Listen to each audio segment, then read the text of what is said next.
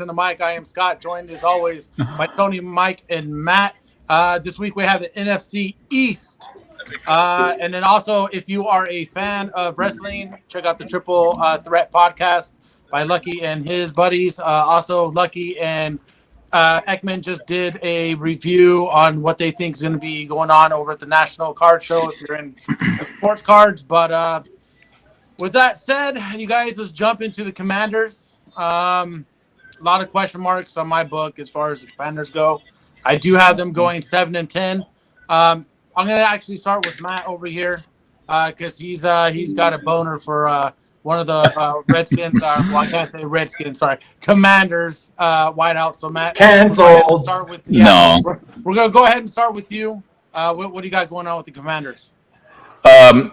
I got them going 7-10. I know every team last year in this division was over 500. I want to say that it was probably the only division in the NFL that every team over 500.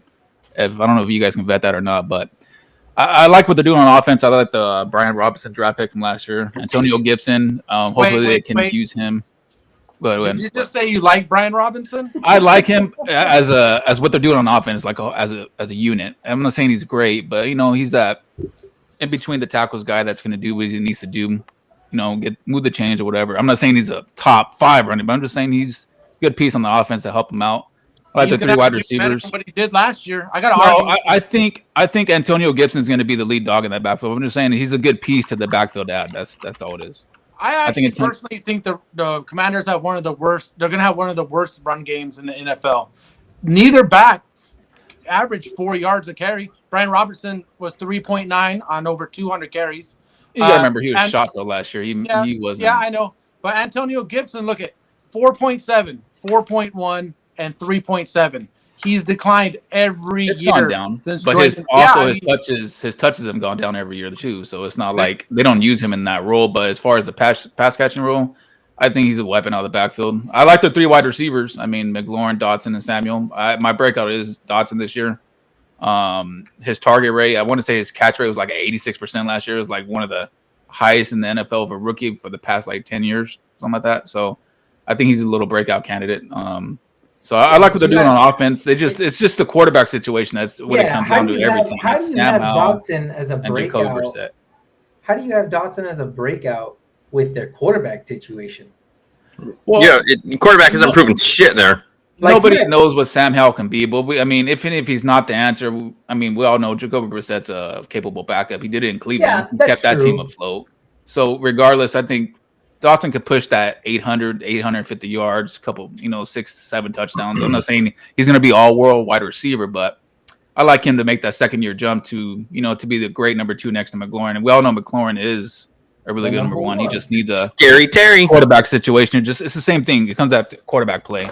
But I don't see them going over 500. I see them at 7-10, struggling to find their identity on offense and the defense. That's the only thing that's going to carry this team is the defense. Just to help them stay into games. Yeah, what do you think about their corner drafts? The 2 corners that they drafted, they're expected to start. They're expected to start on that defense. Yes. So they're going to play a lot of snaps. Their defensive line is solid. Hopefully their defensive line can put enough pressure on the quarterback to help these young corners out. But going back to McLaurin, even with the weak quarterback play, he did set a career high last year with 11, just about 1,200 yards last year. The only thing that he lacks as far as becoming like more of that type of elite status, he just doesn't score the touchdowns, and I think that's just a lack of the offense not being all that great. And getting him those opportunities to score the touchdowns. But, if Sam Howell can, be a pretty decent quarterback, then this offense could be okay. But if Howell, if they struggle through like the first half of the season and then they decide to go ahead and make a change at quarterback and bring in Brissett, I understand Brissett, he's a veteran. He's been around a little bit. But, do you think he's capable of carrying the offense? No, I don't think he's capable of carrying that offense. I think he's the average quarterback, right? He's like I have Derek Carr here and then I have Jacoby Brissett right here. Not much of a difference. But I think that the Commanders, I have them going 5-12. not like super amazing, but they're not going to go defeated. And it's all because their quarterback situation is a giant question mark. We need to see Sam Howell and see what he can do.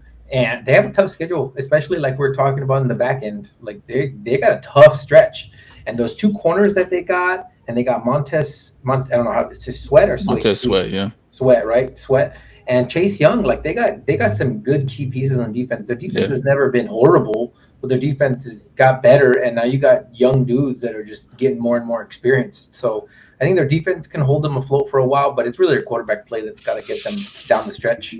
Yeah, I agree with Tony. I have them also at 5-12. Yeah, their last 6 games. Look at this is their last 6 games: Dallas, Miami, bye week, Rams, Jets, 49ers, Dallas. That's the last 6 games of the year. One win in their last 6. They could go into that stretch as an above 500 team and come out of that stretch and end the season under 500. Yeah. I could easily see that happening. I think the other thing that's going to hurt them too is having such a late bye week, all the way through 14. Yeah, so they got to play 13 games straight, without. And I have them beating the Cowboys in the very last game because I don't have the Cowboys like pushing everything at the last game of the season. Yeah, Tony, I'm right there with you. I have them beating Dallas week 18 only because I think Dallas is already going to have a playoff spot wrapped up. I can see maybe starters only playing the first half. And Cooper Rush, fucking yeah. So they have the pieces on offense. I think it was the whole sell the Commanders and everything. The whole Daniel Snyder, all that stuff that was going on behind the scenes and all the stuff that was going on. Who knows what the heck was going on over there? And this Josh Harris group. And I think it's going to be a new that they may be changing the team name again. Yeah, but now this is under new ownership. They bring in fresh, young blood at the owner position. Hopefully, he gets the right people into the right spots to get a good general manager under that new regime to help them build it. Because I think as of now they have the pieces, but like Tony said, every NFL franchise needs a quarterback. Yeah. So if they can get that quarterback, they have a great defense. They have some young pieces on offense. I think they're a year or two away. If they can get a quarterback, they would be just fine. And I think they can even eventually pass up the Giants in this division. Oh, yeah. Start competing. If Sam Howell, do you give who knows what Sam Howell could be? That's what I'm saying. Do you give him longer than this year? With the quarterbacks that are coming out in the draft next year, do you give Howell longer than this year to prove himself?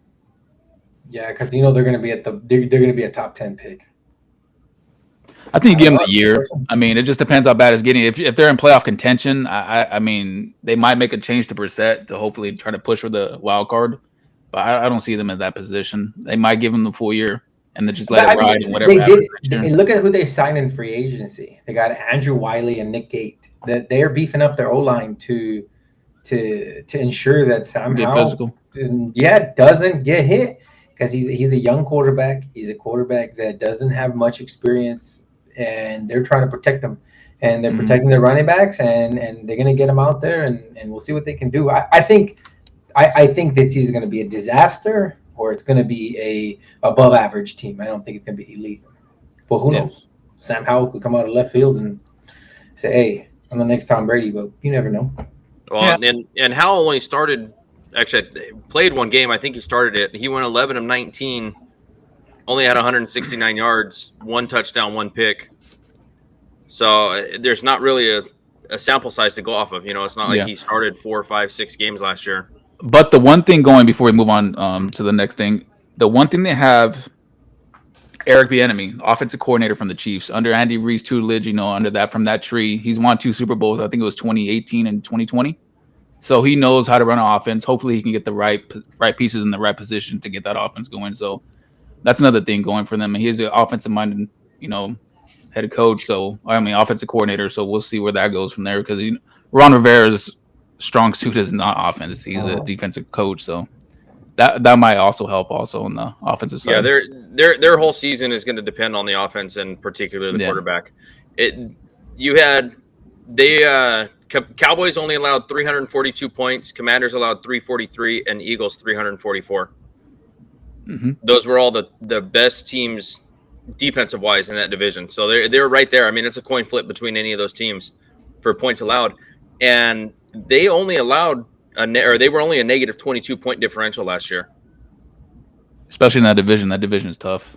Yeah, the defenses in that division, they're pretty nasty. So, but all right. Well, we are. I think we're done with the Commanders. Let's go ahead and move on with the to the Giants. I got the Giants going 5-12.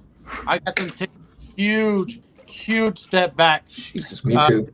Yep, I got them going 5-12. Matt, I see you shaking your head. I don't got them that bad. I got them worse. I got them worse. I want to hear it. I got them 9-8. I mean, above 500. Wow, I'm above 500. I got a game 4-13. Wow. I guess this before Scott makes his opinion, I think this whole season counts. 12, so I will change this. I made this projection based off if Saquon's going to play for the season. That's how I made it off of. So now if you're telling me Saquon's not going to be there the whole season, then I'll be with you guys at the 4 or 5 win total. Yeah. That's how I went based off. That's going to be a huge difference of whether he does or doesn't play. So what were you going to say, Scott? Let us have it. All right. One thing, outside of Darren Waller, name their number one wideout. They don't. Like number one, I do. And think their about wideout's Darius Slay. Think about the Sterling Shepard. They have to play. Yeah, you want to hear who they signed? These are the receivers that they signed this offseason. Jamison Crowder, Paris Campbell, Sterling Shepard, and didn't they just sign? They re-signed Darius Slayton from Buffalo. Like they have nobody for Daniel Jones to throw to. And let me tell you, if Saquon Barkley decides to do what he should do and hold out, often that it's done. Done. Yeah. I don't even think it does. It doesn't matter that they signed 100 wide receivers, all mediocre. Daniel Jones threw for 3,200 yards last season. He rushes. He's the backup running back. He rushes more than anything. Him and Jalen Hurts. It's just Jalen Hurts does it more effectively, right? Yeah. I don't think Daniel Jones is worth the money they paid him. Absolute. He threw 15 touchdowns last year. 15 touchdowns is all he did. That's horrendous. They made the mistake by signing him to the contract instead of Saquon. Oh, yeah. They should have franchised him. They should have both given him contracts. Like if you're going to give Daniel Jones that contract, Saquon Barkley had a career year last year. He rushed for over 13. Well, if you remember, it came right down to the deadline before Daniel Jones even signed. Well, I think they overpaid for Daniel Jones. I think they were freaking out and too much. Made the playoffs last year. They're like, oh my gosh, like, okay, now we're in a position to win. If we lose our quarterback, are we taking a step back? And I think Daniel Jones just used that type of leverage to get himself the contract that he wanted. He didn't do what was best for the team. And now you have Saquon Barkley, who they don't want to take care of at all. They want to sign him to now franchise tag. Yeah, you get paid, but everyone knows running backs, like, you could tear that ACL at any given moment with all the cuts, guaranteed, all the hits, all that stuff. And Barkley, 2 years prior, his sophomore and junior year in the NFL, he was hurt. Only his freshman and his senior year so far in the NFL, both of them he's rushed for over 1,300 yards. So when healthy, he's proven that he's one of the top backs in the NFL. He does deserve to get paid now. Yeah, but okay. You want to hear crazy shit? Saquon accounted for 33% of their offense last year. Yeah, at the running back position. Yeah, you take him out, they're downhill quick. But I mean, going back to what Scott said, you were talking about they had to make a decision, right? Do we pay Jones or Saquon? And then we go to running back. Your position's not guaranteed. You could tear an ACL. With the amount of running that Daniel Jones does, the same thing applies to him. No, you're correct. Yeah. So it doesn't even he could go down at any second.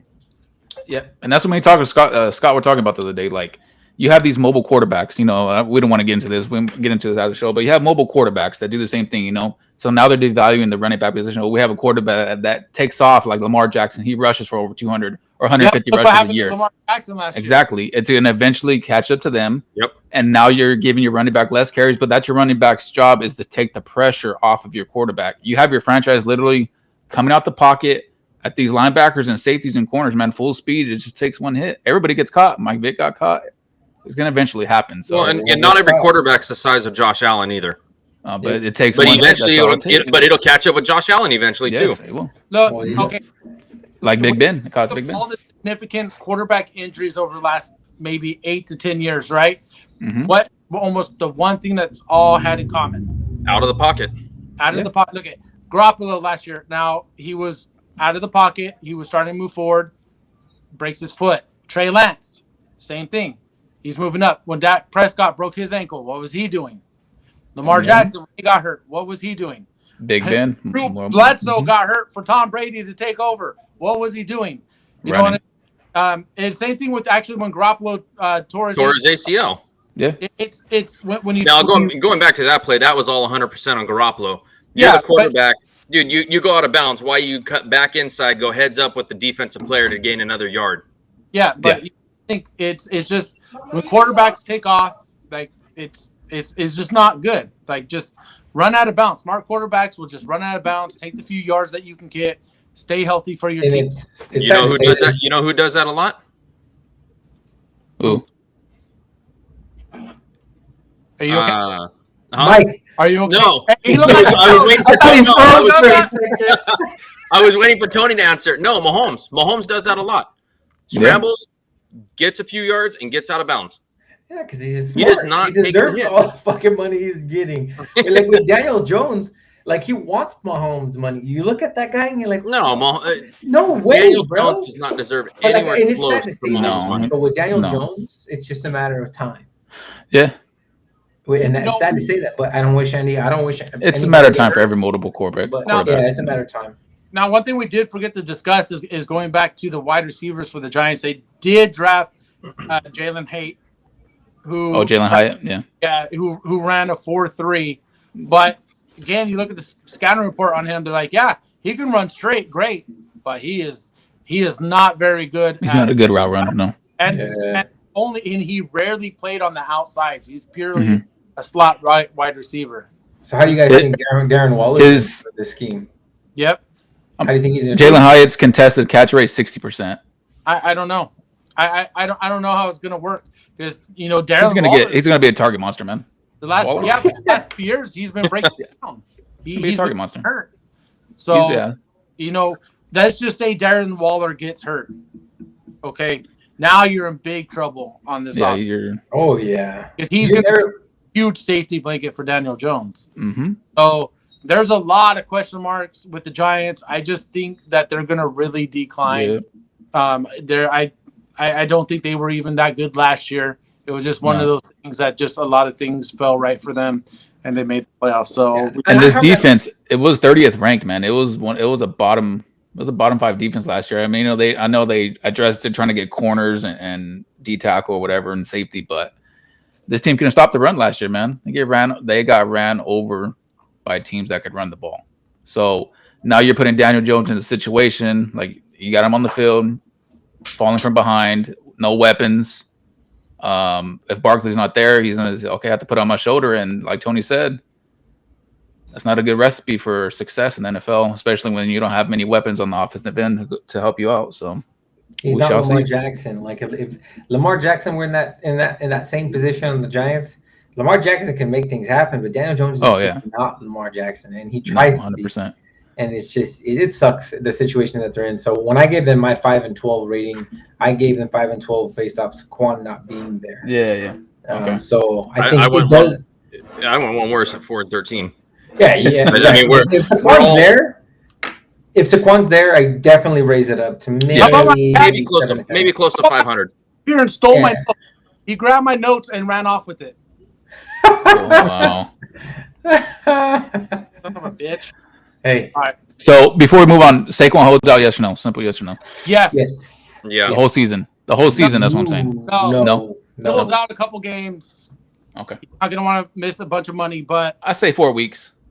I think what ends up happening I think he holds out, and I actually think it goes against him. I think he ends up getting hurt. Yes. Okay. There are statistics about that. Players running backs over the past, I want to say 6-7 years. The only one that's held out was Le'Veon the full season. The other people that held out, it was some type of soft tissue injury when they came back there, not in the football shape. So I like that point you were talking about not being ready. So, all right. Well, moving on. Dallas Cowboys. Woo! Here we go. I do have the Cowboys going 11-6, making the playoffs. I do not have them winning the division, though, but I do have them going 11-6, and this team is going to be whether Prescott decides to take them to the next level or not. We all know that's not going to happen. For years. Well, remember, he guaranteed less than 10 interceptions. Now, look, here's one thing. If you listen to Cowboy fans, he's never had a defense. That was always the excuse for him. Well, he's never had a defense. He had a great defense last year. It was wonderful. It was beautiful to watch, and it's only going to repeat itself this year. So I think Dak Prescott, a lot of people say he's underrated, but he's that guy who always – yeah, I know. I've read underrated a lot, and I'm like, I don't agree with that. I think that Dak Prescott he had that phenomenal start to his career. He was the underdog, but he just can't finish. I don't think he can finish. He's not. Yeah, I think what it is because he was drafted in the 4th. Matt doesn't have that problem. Back, a lot out of him because he was drafted in the 4th round. So when he came out and he looked good, people were like, "Oh my gosh, diamond in the rough right here." But he has throughout his career, he's made mistakes that he should no longer be making at this point in his career. Like, there's no reason right now he threw the most interceptions he has, in his whole career last year. In 12 games, he threw 15 interceptions. And the thing is, you demanded the contract he demanded that contract. Yeah. He had top 10 paid quarterback, and I'm sorry, he's not. I feel like if Dak cannot prove himself this season, he's out. Like, he has to be. There's no way. Like, in every season, he's had it made. He has an amazing offense, O-line that protects him, and he just can't make it happen. Dak is holding them back. Yeah. No. So, look at Cooper Rush. Rush won a few games. Rush did something, and he is not. He's not nearly as good as Dak Prescott. But he went 4-1, right, as a starter. Mm-hmm. Here at 3-2, I think. I thought 4-1. Maybe I gotta go back and look. Maybe it was 4-1. I gotta go back and look.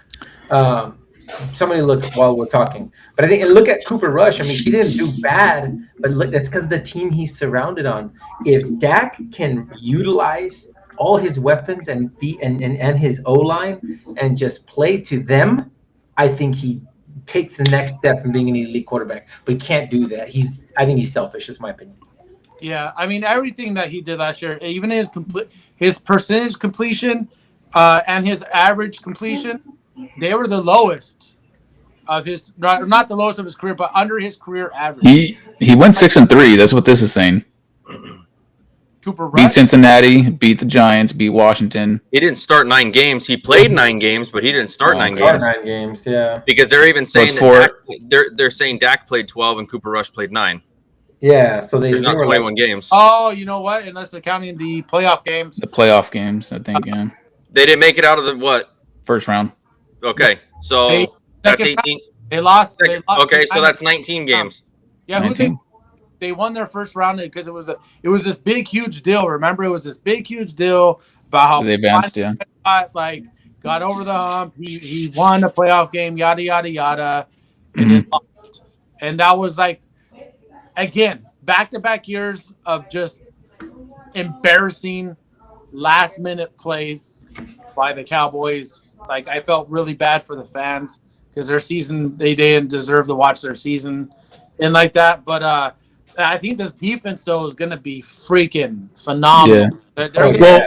They started hot last year, but they kind of faded a little bit at the end of the year. Yeah, I think they ended up 13th, middle of the pack. So I like the Gilmore signing, and I like the the Stephon Gilmore. Yeah. They're not absolutely these huge signings, but they're what they needed. They needed a little bit of corner help. Gilmore, a great veteran corner, and Brandon Cooks is a very underrated wide receiver. Yeah. Brandon Cooks is in the right position now, and he's not going to have the attention on him.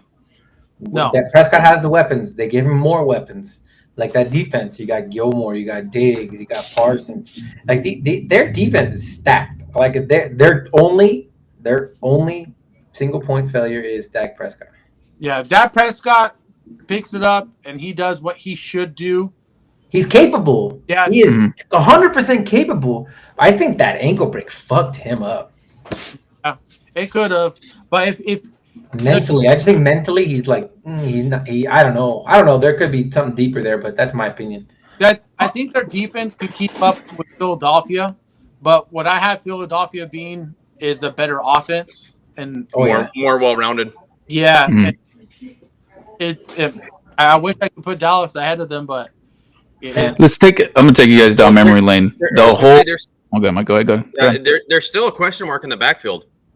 Yeah, I was going to say this is the first year without Elliott. Yeah. You have no Zeke, and Pollard outproduced him, but Zeke had more carries. Zeke had more. Yeah, but more. Zeke was not effective with the football. I understand that. But this is their first year without. But that's that many touches and that many hits that Pollard didn't take last year. Yeah, and you got to remember that offense for 5-6 years ran through Zeke. Yeah, but here's actually the thing that I think they're going to do from Zeke, and it has nothing to do with what he does with the football. It's what he does pass protection. Off the football. He is one of the best pass protecting running backs in the NFL. Yes. And I think that's unless he's the center on the final play in the playoffs. Yeah, but well, I mean, look at so take that what you just said. He's the best pass catching or pass protecting running back in the league.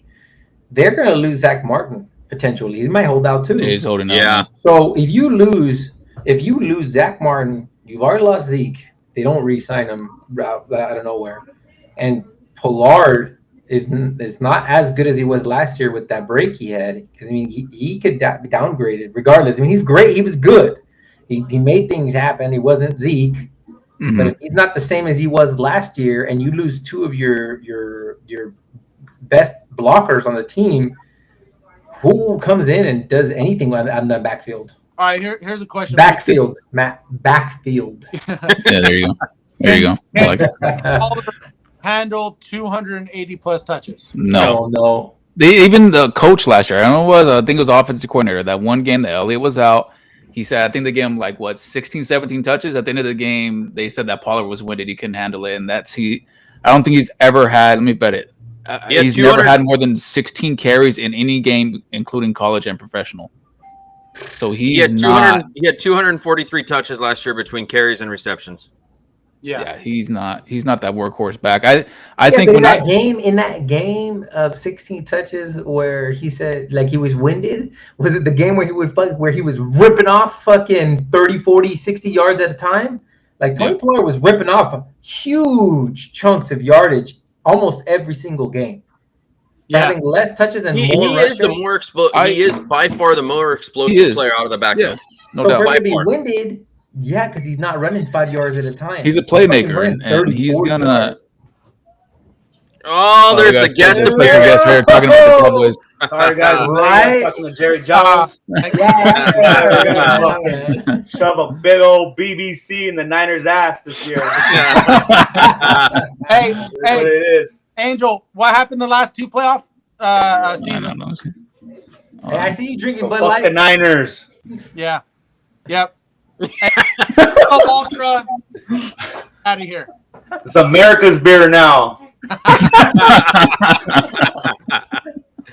All right, see you guys. Go Cowboys. Everybody, that's my brother-in-law Angel. He's Yeah, a big old Cowboy fan. So, I see this backfield. They didn't do much in the offseason. They drafted Deuce Vaughn in the 6th round. I mean, come on, 6-7 round rookie running back. They rarely make it, if even make the roster. They signed Ronald Jones. We all know that's Tony's favorite player from USC. I honestly see them bringing in a veteran, maybe a Leonard Fournette or, to come to help out Tony Pollard. I don't think Tony Pollard goes into the season with this depth chart. If they do, I think they're going to be in dire need of a running back to start the year, to be honest with you, to help out Pollard. I don't see Fournette. I wouldn't be mad at that, though. I would not be mad at them bringing. I would say Dalvin Cook, but I think Dalvin Cook has that cloud over his head right now, and nobody's wanting to sign him Yeah. I think Fournette played very well last season compared to what he was in the past. Yeah, if you bring in Fournette with Pollard, it's not a bad thing. Pollard can still get you that, like the touches, like 225, 250 touches. You know, it's not going to all be between the tackles, but as far as that reception back and to take the pressure off him and get Fournette in those red zone situations to punch it home, I think this team could be, you know, in a better situation than they are right now with that backfield situation. Because now everything leans on Pollard.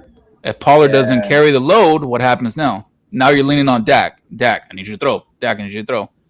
And all offseason, they had to have a scapegoat. And who was it? Who would they fire? Who would they let go? You guys remember? Yeah. Their offensive coordinator, Kellen Moore. Kellen Then they bring in Brian Schottenheimer. This guy is just a run first. I remember this guy with the Jets with Eric Mangini and Rex Ryan. He's a run first guy.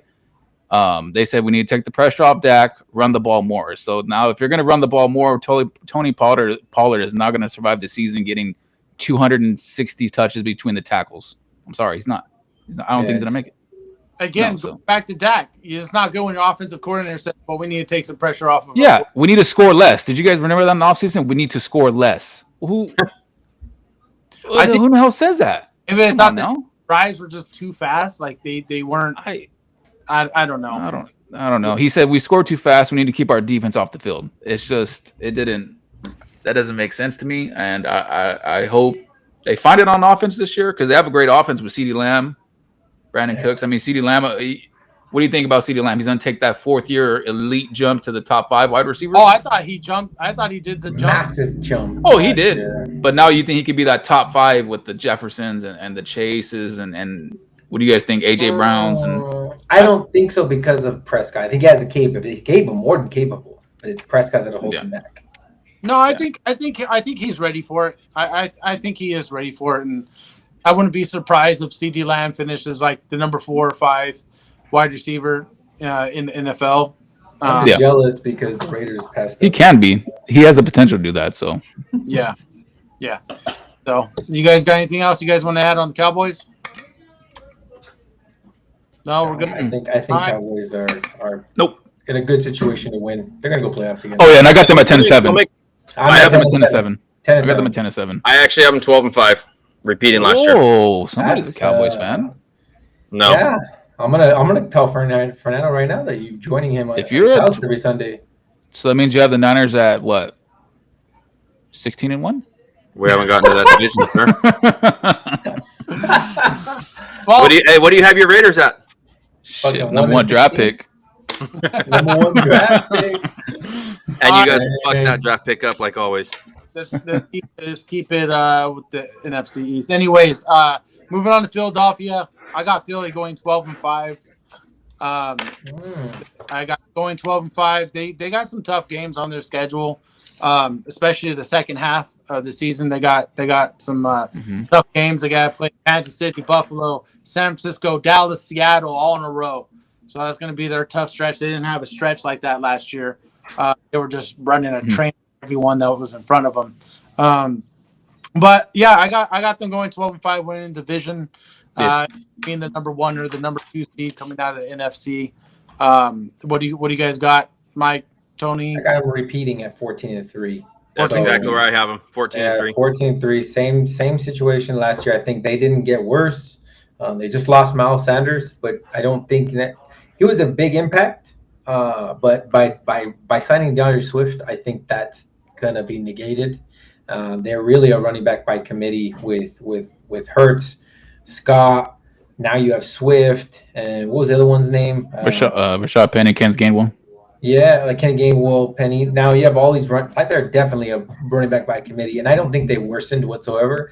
But I have them losing the 3 main games that you already mentioned, Scott. So they're going to lose to the Chiefs, they're going to lose to Dallas, and I do have them losing to the Jets.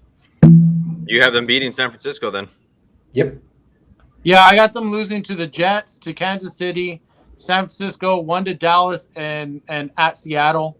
The only reason I know people are probably like, he had San Francisco beat him. He's still all butthurt from the championship last year, but I'm not. I actually think that game actually is going to mean a little bit to San Francisco, because dead set on that they were the better team and they didn't get an opportunity to really play them last year. So I actually think San Francisco goes into that game, with a chip on their shoulder. They might be playing a little bit harder, during that game just because they want to prove that maybe last year was a fluke. I got it in a very, very tough game. I actually had a high-scoring game. I think neither defense is really going to stop the other one. I got it like 37-35 with that game. I got a nice high-scoring game. I think it's the one time both defenses really give up some yards. I would tend to agree with you if it was in the beginning, first half of the season, since it's game 13. I think given Niners past history of people just getting hurt, like main players getting hurt, that's going to be it all depends on who can stay healthy on the Niners. I have Niners beating them, but that's the third game in a row. Yeah, they got a tough game against Dallas, but then they have a bye week to rest. But then look at the 2 games before they play the Niners. They play Kansas City, and then they play Buffalo. They're going to have 2 tough games right before they play the Niners. Niners play Seattle before they play the Eagles, and that's on a Thursday night game. So they have that extra few days rest before they go and play the Eagles. And Buffalo's a very physical team. That defense is going to have Josh Allen.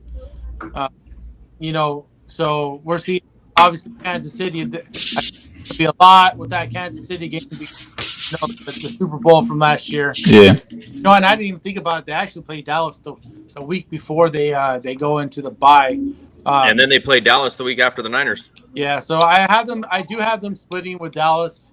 Last year, those games were very good last year. Dak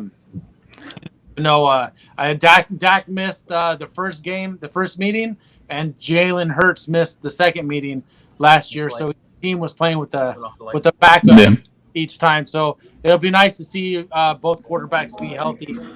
I got them at 12-5. But you know what? I'm gonna change this 13-4. I had them losing Kansas City. I had them losing in Kansas City. I had them beating Kansas City. No, I'm just thinking about it right now. With this, yes. I just thought of their draft, and I went back, and me and Scott were talking about this on draft day, how they got us still at the number 9 pick with Jalen Carter.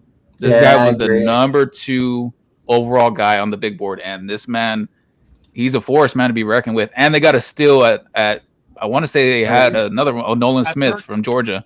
Yeah. And just to go with that defense that they already have, and that defense was, I think, the number 3 graded out defense last year, and it's just they didn't lose any pieces really at all. No, they lost Hargrave to the Niners, but like what you said, they got these guys in here, yeah. Harder. So, so I think this defense to go with that electric offense, man, it's gonna be a fun show to see this year. But Devontae Smith and AJ Brown and everybody on offense, and with these rookies on defense, and the only thing I have questions about is their offensive coordinator. They lost Shane Steichen. They brought in Brian Johnson. They just promoted him. So this is. I don't know what they're going to run. This Jalen Hurts, I'm sure they're going to run a new offense. So Jalen Hurts has to pick up that new offense. So how long is it going to take him to pick up the new offense? Every quarterback that goes through the new offense, there's little hiccups there and there in the offseason for them to get the plays down or whatever. So it just depends how long it takes them to get that down throughout the season. I had the same thought, Matt. But I'm kind of leaning towards it's not going to be that big of a mess as it usually is, only because he was promoted internally to OC, and why? If it ain't broke, don't fix it. And if he tries to fix it, if like you said, he's going to ruin everything. We've seen that before. With the Raiders and Tampa. They met. They said they didn't change anything on offense. So is he going to implement his new system? I mean, I haven't heard anything if he implemented a whole new system on offense, or if he's just going to roll with what they have and just throw some wrinkles in. Yeah, he's probably just tweak it, Tweak it, yeah. A little here, a little there. But I wouldn't imagine they would run away from an offense like they had what they're doing, yeah. They can't. Otherwise, you went to the Super Bowl last year and you barely lost. You barely lost. You can't change if you tweak it. But if you change something major, you're not going to the Super Bowl. You don't win the Super Bowl, you don't go anymore. It's not like it because of the ambiguity that comes with a new. Yeah, for sure. No. Browns stay healthy all season again. First time. AJ Brown played every game. You want to hear what I think? I think he wasn't healthy because he was in Tennessee. That's what I was thinking. I was like, this man stays healthy and he's out. We'll talk about it more, but it sounds like the running backs may take that route throughout the season too. Oh yeah. I think he stays healthy. I do like this. I do like the split though between AJ Brown and Devontae Smith. I mean, it's really a 1A, 1B. Oh, that's a breakout this year. Devontae Smith, watch. I thought he did break out. Yeah, but I think there's another level. There's another level. I think he had more receptions on less targets than AJ Brown. Yeah. But Brown had the touchdowns and Brown had the yardage. He had 300 more yards. In my opinion, they're the best wide receiver duo in the league. Yes. That man's electric, yeah. Now they would have been beaten by Jalen Waddle and Tyreek Hill had the things that happened to Tua not happened. But they happened, so now we have Brown and Smith. They're close, but they're the best wide receiver duo in the league. Yeah, almost just under 2,700 yards combined. Yeah. Devonta Smith is a Heisman winner, and I think he was the first wide receiver to ever win the Heisman, right? Is that right? He's a Heisman winner, man. So he can run. Great route runner, great separation at the point of attack of a corner. Great separation, great route runner. So great number 2. I love it.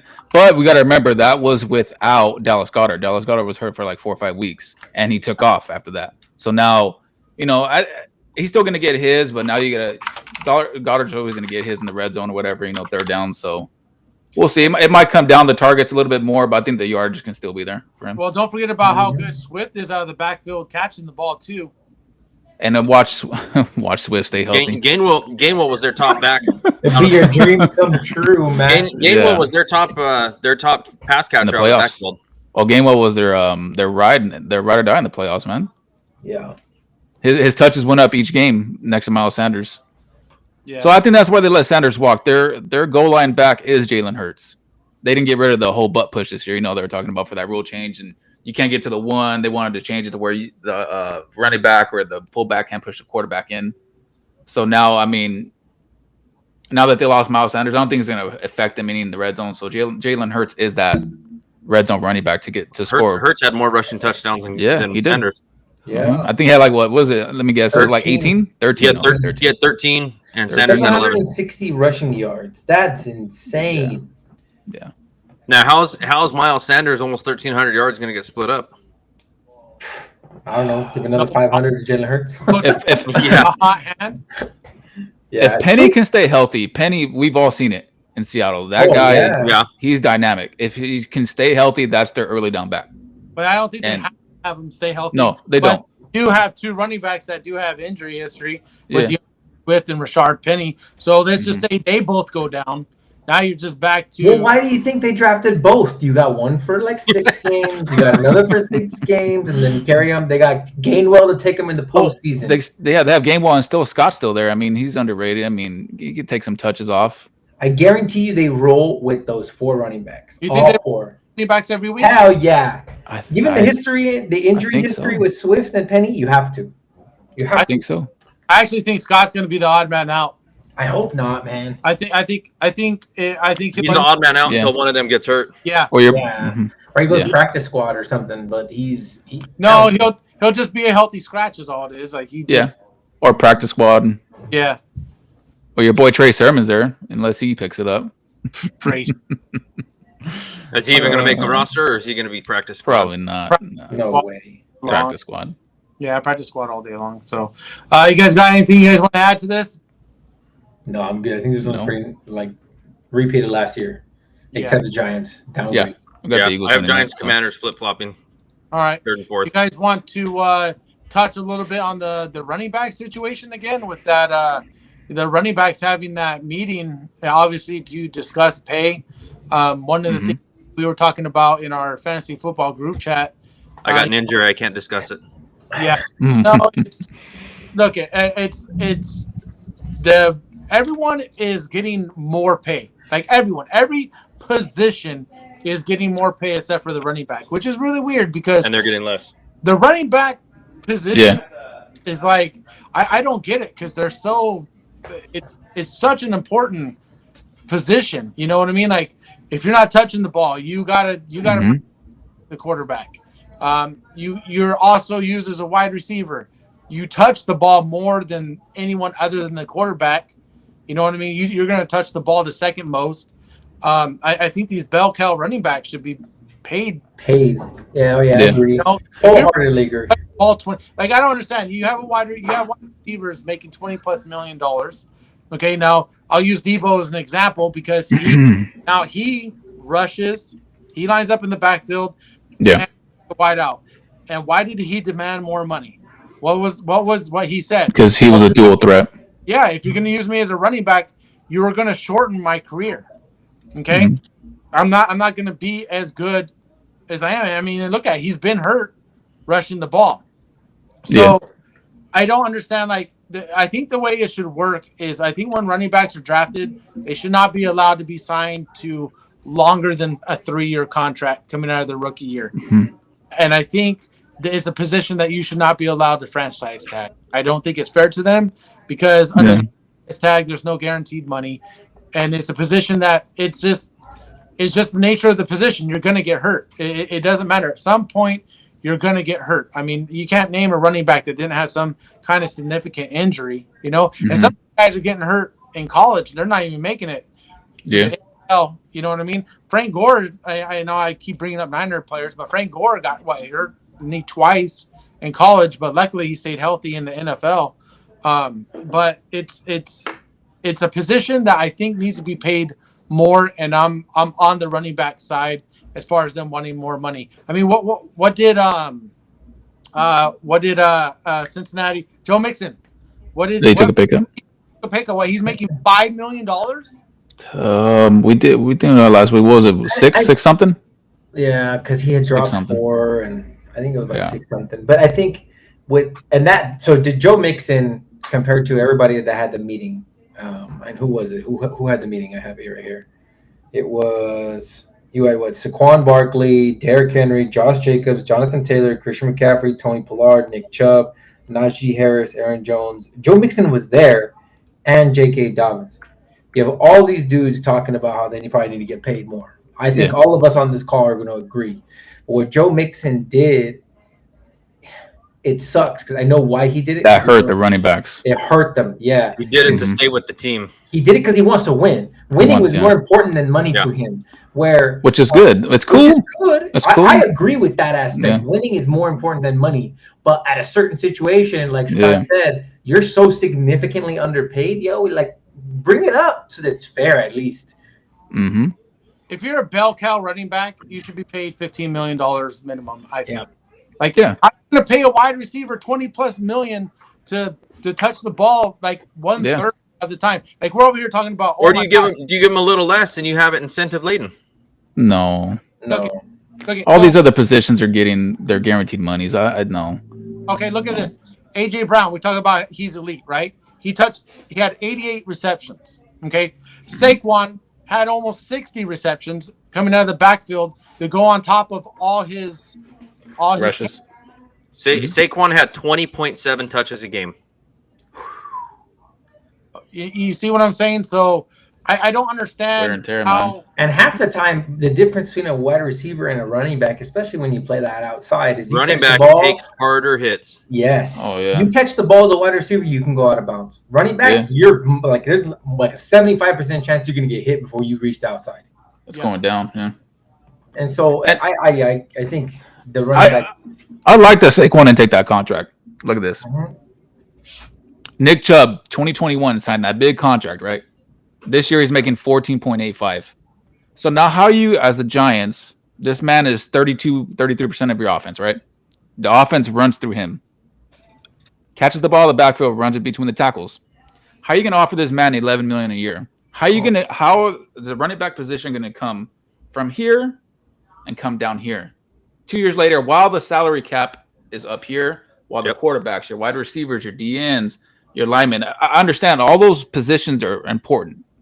I would say they're more important than the running back position, but the market for the running back position has to go up eventually, whether it's a little bit at a time or significant. And you can't expect Saquon to be like, take $11 million, and while Chubb's getting 14.8 this year. Yeah. Well, what it also could be is some teams might be hesitant to pay their running backs just based off injury history. You know what I mean? Like, and I don't blame them. All this dead money, but it's football. At any given time, your quarterback could anybody. get sacked and tear an ACL. Your wide receivers go down. Yeah. Anybody can go down. It's just running backs. It happens to happen more. Yeah, and I don't blame the organization either because it's a business, right?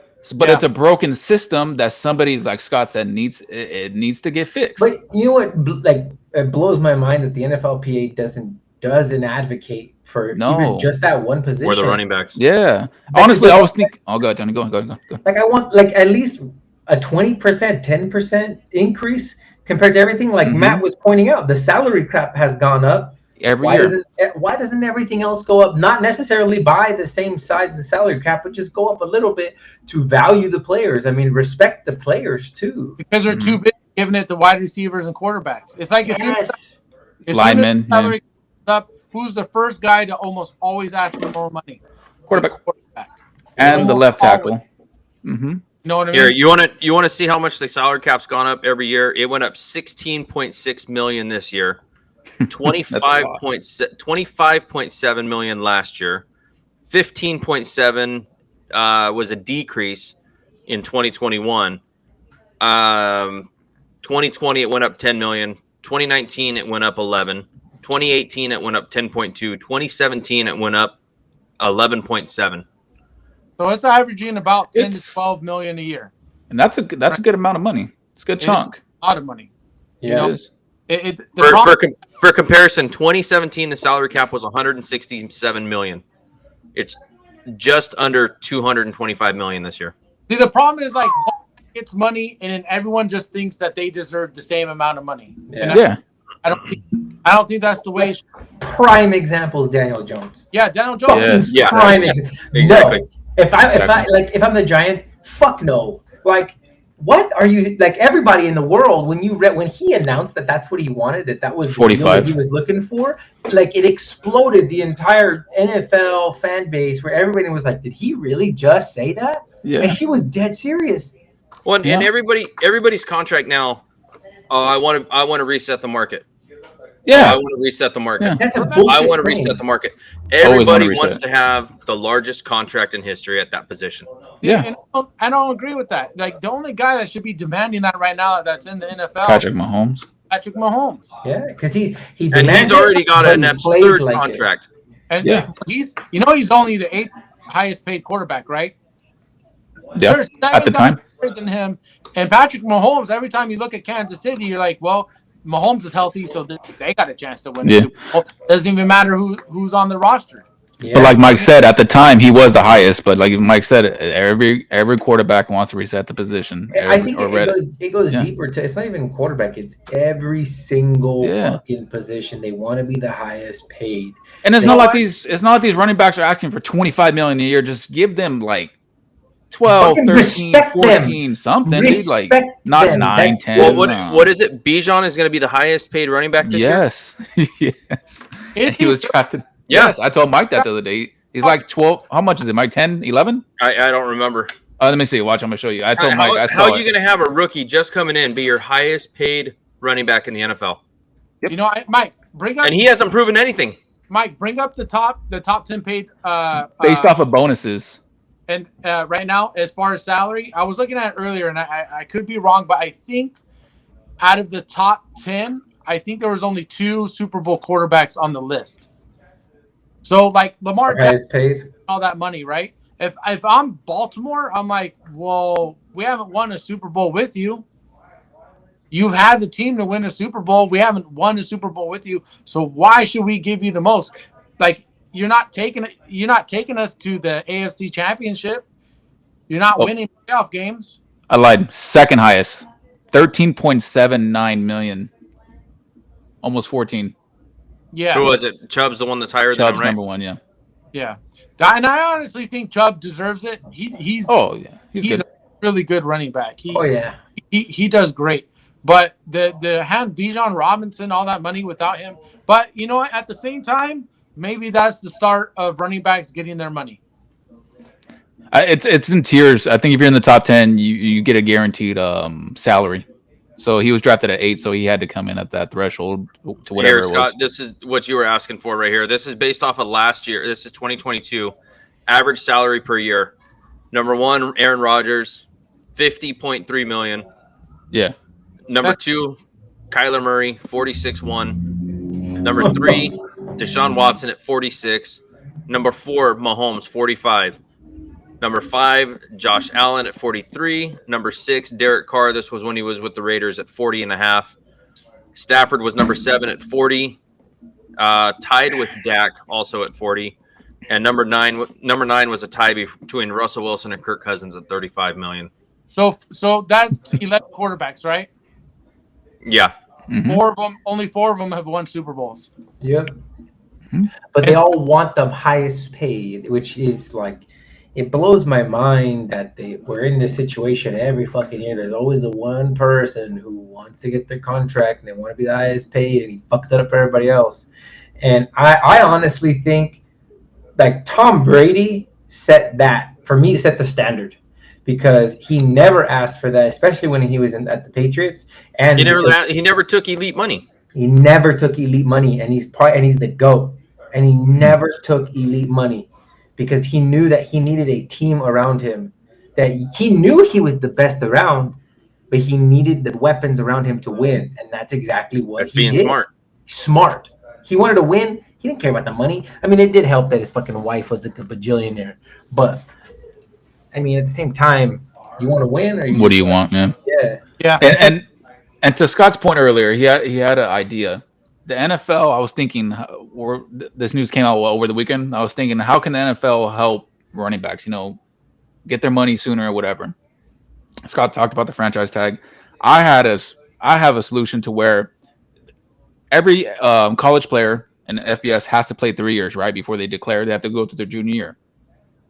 Running backs, they're already ready to play at 20 years old. They're ready to come into the NFL and carry, make it a 2-year eligibility. After 2 years, after your sophomore year as a running back, you can declare for the draft and go pro. That will take a year of wear and tear off them. They're 19, 20 coming into the league, whatever, 19 going on 20. Perfect, to get into the league, have that extra year to, for the contract or whatever. So you're not coming in. Some running backs coming at 21, you'd be 20, instead of 21. Well, they get that extra year. They should make a rule. College running backs should only be allowed a certain amount of touches. Yeah. That's true. College will never go for it, though. College will never go for that. It will dilute their thing. But I think the 2-year eligibility thing can be a real thing. I like Matt's suggestion, but I think you combine those two, right, with what Matt and Scott said, where you remove the franchise tag. I think you have to cater to the running back position, given that there is such a big disparity between how long they last versus everyone else. A wide receiver, wide receiver going to their 40s. So wide receivers going to their mid 30s. O linemen, their mid 30s. You got quarterbacks playing into their 40s till their arms fly off. Kickers going into their 40s. These running backs fall off at 28, 29. They start declining around there. 27. Not even that. Like you're an average running back that gets to 20 or 29, because the elite ones have fucking fallen off so soon, like a lot earlier, because they've been running to the ground. Yeah, wide receivers can get up to maybe 3 paydays. As a running back, one payday, and then you're done. I think they need to change the franchise tag. I don't think. Yeah. If you get franchise tag and you decide to hold out, maybe 1 year. You should not be able to 2-year franchise tag. Well, no, you're up not, to 3. How are you under contract if you haven't signed anything? You don't sign with a team and they franchise tag you and you don't sign anything. I don't think. Why do you have to pay fine? Money. Now, I think the team, that the way the franchise tag should work is be like, okay, we're going to franchise tag you, which means we're the only ones that own the rights to you. You can't talk contract with anyone else. You can only talk with us. Now, if a player decides to hold out on the whole year, that's them. They're out all that money. But you should only be allowed to if franchise tag them and they decide, I don't want to play on the franchise tag, they should not be fined. They should be able to hold out for the whole year, because if they think they're worth, X amount of money, you're not willing to give it to them, and someone else is, let them walk. It's just, it's a business. It's just the way it is. You shouldn't force someone to stay with an organization. Like Barry said, Detroit wouldn't give up the rights to him. Calvin Johnson, he wanted to leave Detroit. They wouldn't give up the rights to him. The problem with the franchise tag is that they keep good players, maybe in an organization that they don't even want to be with. Le'Veon Bell, prime example. He wanted his money. He was like, "Fuck it, if I can't be with Pittsburgh, then I won't sign that shit. I'll go somewhere else." Now it didn't pan out for him in the end. He was a little older. That's why, yeah, he's on the older end. Yeah. At the same time, I think if they're not willing to franchise or pay, sign that franchise tag, then that's it. If they don't sign it that year, they become a free agent the next year. There's no we're gonna franchise tag you again. It should be a one and done deal. It shouldn't be 2-3 years. I don't give a shit how much you pay them, because if they get hurt, there's no guarantee. They're done. Yeah. So their career is over. Yeah, it's just and like what happens if you get a career-ending injury? Don't fucking say that. Don't say that. Yeah, we don't want no Achilles here, Scotty. No, it's happened. Yeah. I'm just saying, like, I think the NFL needs to look into the franchise tag a little bit more, and maybe. But Scott, going back to the beginning when we started talking about this, you were saying what, a 3-year contract maximum for rookie running backs? Yeah. The only issue I see with that, say you have a rookie running back, they go in middle of the season, they tear their ACL. They're out the rest of that first year. And they're out at least half the second year, and by the time they get back into football shape, that entire second year is pretty much done for. At that point, they're going to have really 1 year, which would be their third year, before they're eligible for a contract. It's a gamble. So it is a gamble, but they won't the same gamble they have when they play every game. I mean, I think the contract length is not necessarily the issue. Well, if you know the running back's elite, like we all know, let's say that happened to Saquon, right? Like if you drafted his running back 3rd, 4th round or whatever, and he's kind of like average running back, you can just tell. But if the 3rd year's coming up and you think he's going to be great still, he's still young when it happened, you extend him tear, and then you extend him, or if not, like you said, Scott said, use that 1 year franchise tag. Yeah. And the other thing too, Mike, you have to think about, the reason I say 3 years is because running backs are coming in like at 20, 21. Yeah. So like 23, 24, when you sign that new contract, you sign them to a 4-year contract. You're going to get them until 28. You're going to get them during their prime, which means now they're not going to be paid as much as an aging running back, but they can make their money during their prime years. Yeah. And I guarantee you, if they lowered that shit to 2-year eligibility, a lot of running backs will forego their junior year and join the NFL. Oh yeah, and that would be great. That would be great for the talent pool. You get all these young running backs in early at 20, 21 years old, and let them rip from there. Could that flood the college market though with running backs too? No. More people trying to say, "Oh, I'm a running back." No, because they don't pay out like other positions. No, especially the wear and tear on your body and what you get hit, how you get hit with those D linemen and linebackers. I mean, running backs, they're a different breed, man. I couldn't see myself playing that position. Well, I couldn't see you playing any position. Well, hey, look play position. Look how many wide receivers and quarterbacks are quarterbacks coming out of college are only 1 or 2 year starters. Yeah. You know what I mean? Mm-hmm. It's rare that you see 3 or 4 year starters. Rare, yeah. You know what I mean? Because they've already proven themselves, or like they got whatever they got to do. But I think it was the who was it? I think it was the. Who was it? I can't remember his name. Oh yeah, Hyatt, is that his name? Jalen Hyatt. Jalen Hyatt, yeah. You know, he was a 1 year starter. 1 year starter now. Tennessee. Yeah. Excuse me. So I think I'm totally on board with what you're saying, Matt. 2 years, get them in the NFL, give them their opportunity to make their money, and be done with it. The other thing too is if they don't want to pay these running backs all that money, then everyone just go by a committee. Don't have if you're gonna sit there like the Eagles, how they have all these guys that can do it. They're not gonna have to pay any of these guys a bunch of money because they're all sharing touches. They're paid $7-8 million. How dare you want to put Bijan on the committee? Don't do that to that man. Well, no, but he's getting paid. So I'm messing. Yeah. But he's getting paid because of what he did in college, and he got drafted accordingly. If you're not willing to pay the running back what he deserves to get paid, then you're gonna put him in a committee. Then just imagine that extra year of Derrick Henry dominating. Because I think Derrick. Let me see. Well, you've had that extra year of Derrick Henry dominating the NFL. Let me tell you, he's been the exception to the drop off. Yeah. Eric Henry was 22 when he was drafted, so if they had that thing, he would have been 21. Like Jahmyr Gibbs is 21 right now. But Derrick Henry also didn't take over for the first 3 years. No, because it was what's his name? Mark Ingram was there. Yeah. And in college, and then at Alabama, and then I want to say it was your boy DeMarco Murray was there in Tennessee. Yeah, before took him he like took over in Tennessee. That's what I'm saying. He was already in his third year in the NFL before he really took over. Yeah. Yeah, third year. Yeah, he was definitely worth the first round draft pick in fantasy football, like at 30, right, Mike? Yeah. No, I drafted Henry, held on to him for 2 years, and I'm not doing this shit no more. And I traded Henry. I don't know where he went. He went somewhere. And then he took over. Yeah. But, All right, I'm out of Matt's team. I gotta dominate. Yeah. all right, guys. You guys good? Good, man. Tony, you got control, so you get to end it at the end. So this is us signing off, everybody. Thanks for joining. We'll be back next week for week 5?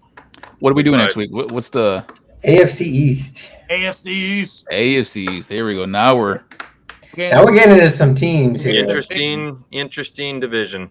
Like that. So, and then I think we're gonna go live on YouTube for the NFC West and the AFC West. I think we're that's weeks 7 and 8, right? Yeah. Our last 2 weeks. 6 and 8, I think. 6 and 8. Yeah, because 7 is AFC North. Yeah, I think we're gonna go live on those. I think it'd be a good time to go live on those and down for that. Some chat going on. So yeah, with that said, we'll see everybody next week. Thanks for joining. See ya. See you guys. See ya.